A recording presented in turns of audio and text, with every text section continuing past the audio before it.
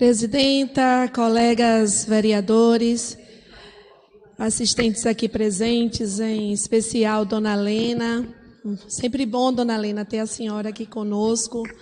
Seu Vadinho, que tantas vezes já disputou também uma vaga aqui na casa, uma liderança importante no nosso município. Nosso companheiro de todas as sextas-feiras, Zé, Fernando.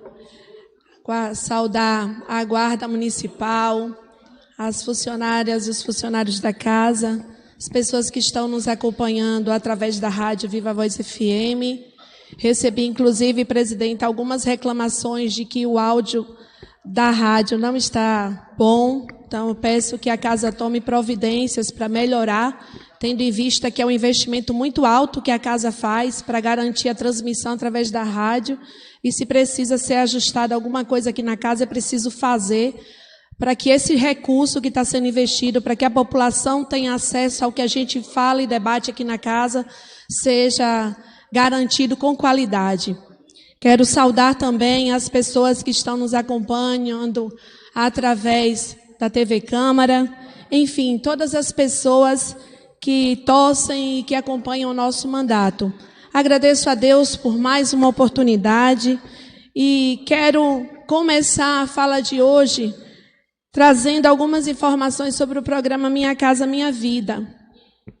Já tem alguns dias que o presidente Lula esteve na Bahia para relançar o programa. Mais recentemente, no dia 7, saiu uma portaria do Ministério regulamentando já alguns detalhes. Nós estamos aguardando que saiam as regulamentações dos bancos, porque a gente sabe que o Minha Casa Minha Vida ele é feito e executado através da parceria com os bancos, em especial com a Caixa Econômica Federal. Mas alguns critérios, alguns nortes já saíram. E muita gente tem perguntado, então eu quero aproveitar o momento aqui na tribuna para partilhar com todo mundo de uma vez só.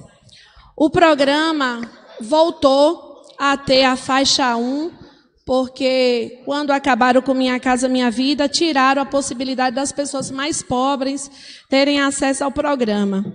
Então, vão ter novamente 3 faixas, tanto na área rural quanto na área urbana, diferenciando os valores, porque a gente sabe que a renda da área rural, embora não seja quantificada em termos de salário, mas existe um percentual que eles calculam no todo. Por exemplo, se você vende um garrote, aquele valor é o todo, mas a gente sabe que o lucro não é o todo. Então, quando eu falar o valor aqui, talvez algumas pessoas se assombrem, mas não é um valor alto.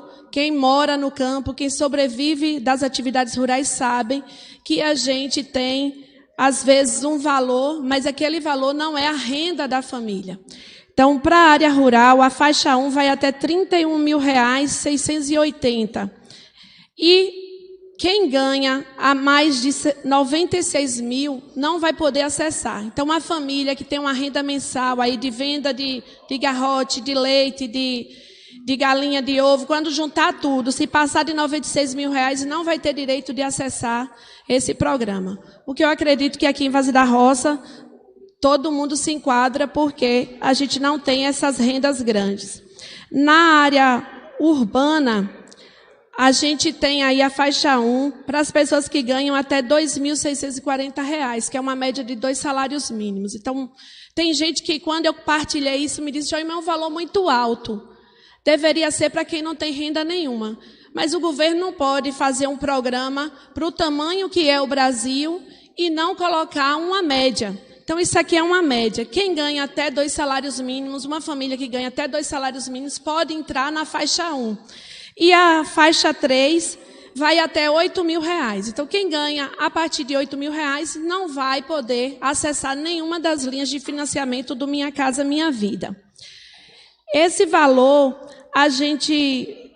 o governo priorizou diante de alguns estudos, inclusive do estudo do IPEA, que de 2022, que é um estudo recente, que fala que o déficit habitacional do país hoje é de 5,9 milhões de unidades habitacionais. E existe no país mais de 24 milhões de casas inadequadas, que são aquelas casas de adobo, ou uma casa que não tem um banheiro, ou que não tem a cozinha. Então, o programa também vai contemplar ampliação, reforma de unidades. As prioridades. Quem são as famílias prioritárias? São aquelas em situação de rua, em especial nas grandes capitais, como São Paulo. Risco ou vulnerabilidade, quem tem algum problema, enfim, são várias as vulnerabilidades, não vou listar aqui por conta do tempo.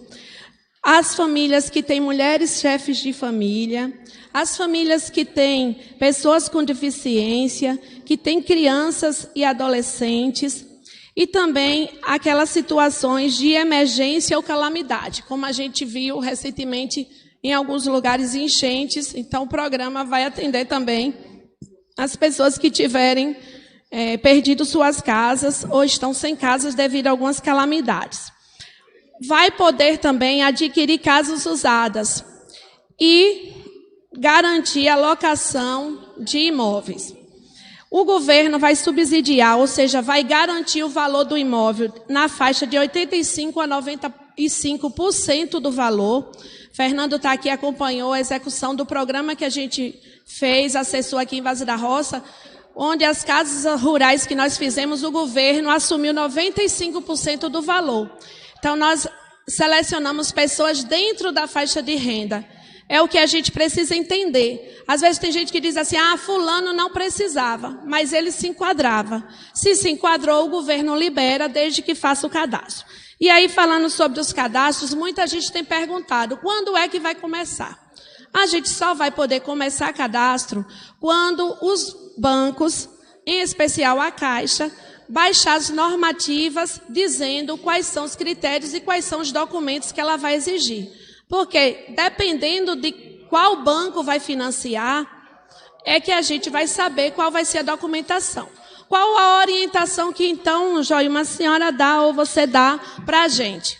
Mantenha a sua documentação em dia. Se você quer fazer uma casa na área rural, ITR, declaração da terra, pago tudo direitinho, tudo legalizado em nome da pessoa, TADAP ou então o CAF, RG precisa ter menos de 10 anos, ter toda a documentação, ok. Você casou, né, Fernando, para não acontecer essa coisa, casou, mudou de nome, atualizar no CPF, são detalhes que a gente precisa estar organizando, porque quando disser assim, vai cadastrar, vai ser ligeiro. Aí não vai dar tempo resolver essas pendências. Então, vamos resolver, deixar a documentação em dia, para que a gente possa, quando disser vai cadastrar, poder fazer o cadastro. Quem é, Joilma, que vai poder apresentar projetos?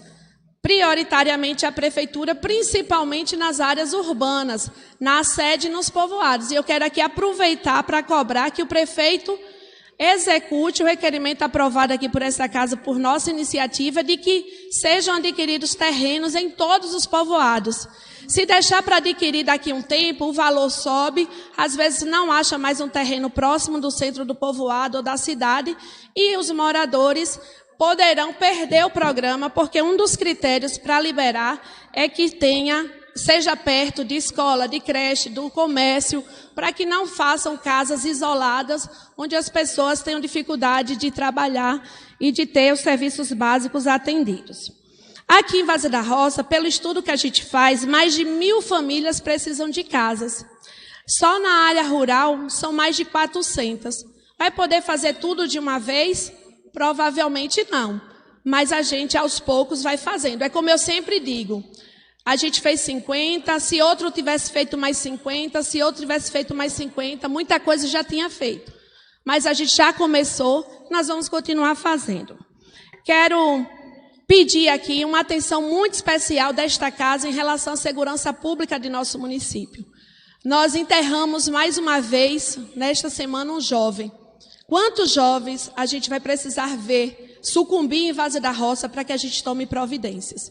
Então, eu solicito que a mesa reivindique junto à Secretaria Estadual do Estado e que possamos ir os 9, as 2 vereadoras e os 7 vereadores, numa audiência com o secretário de Segurança Pública, exigir que seja nomeado o delegado para Vaza da Roça, que seja aumentado o efetivo da Polícia Civil para fazer a investigação, para se entender Porque às vezes a gente pensa, pode ter tido algum problema, mas a dor que a família sente é uma dor que ninguém consegue consolar.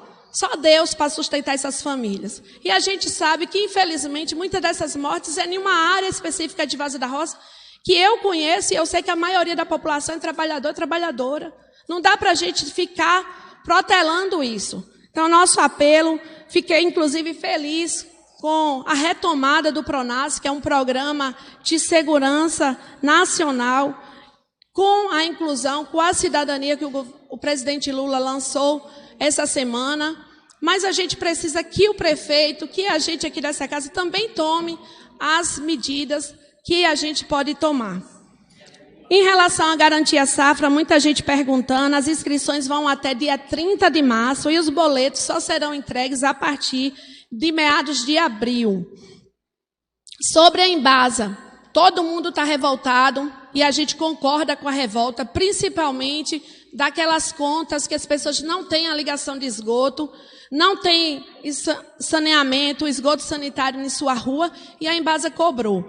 Então, não vou aqui alardear, nem ficar xingando, esbravejando, porque não vai resolver esbravejar aqui na tribuna, mas a gente já cobrou de quem tem que cobrar. Queremos que o prefeito também cobre, porque é responsabilidade dele. Um vereador, uma vereadora pode cobrar, mas se o prefeito não tomar as providências, que é quem está com a caneta na mão, é quem tem o poder no município. Se não tomar, fica capenga a cobrança. Então, que o prefeito tome as providências, porque quem assinou o contrato com a Embasa foi o prefeito.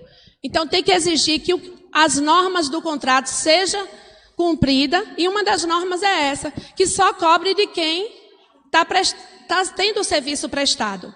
Então, a gente quer deixar aqui 3 números, porque a população precisa se levantar. Não adianta nós aqui da Câmara vir na tribuna e só a gente falar. Vocês precisam pegar o telefone, ligar para a Ouvidoria do Estado, ligar para a Ouvidoria da Embasa, para que a Embasa não durma, não consiga sossegar 1 segundo de sossego até que resolva.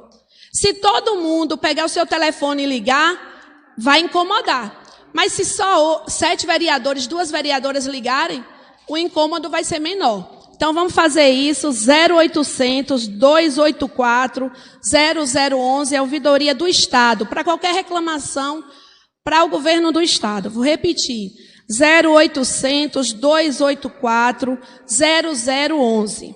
Para falar com a Embasa, o escritório local que atende Vaza da Roça é 7498030812. 7498030812. E o teleatendimento da Embasa é o 0800 055 195. 0800 055 195. E pode ser também através do celular, se você tem um filho ou alguém que tem acesso à internet pelo celular, pode ir lá no site da Embasa, www.ouvidoriageral.ba.gov.br. O vereador Dailton falou que nós estivemos em Salvador. Nós temos ótimas notícias, mas por conta do tempo a gente não vai falar hoje. A gente vai conversando no boca a boca com o povo e também, quem sabe, na próxima sessão a gente fala. Que Deus abençoe a cada um e a cada uma. Muito obrigada.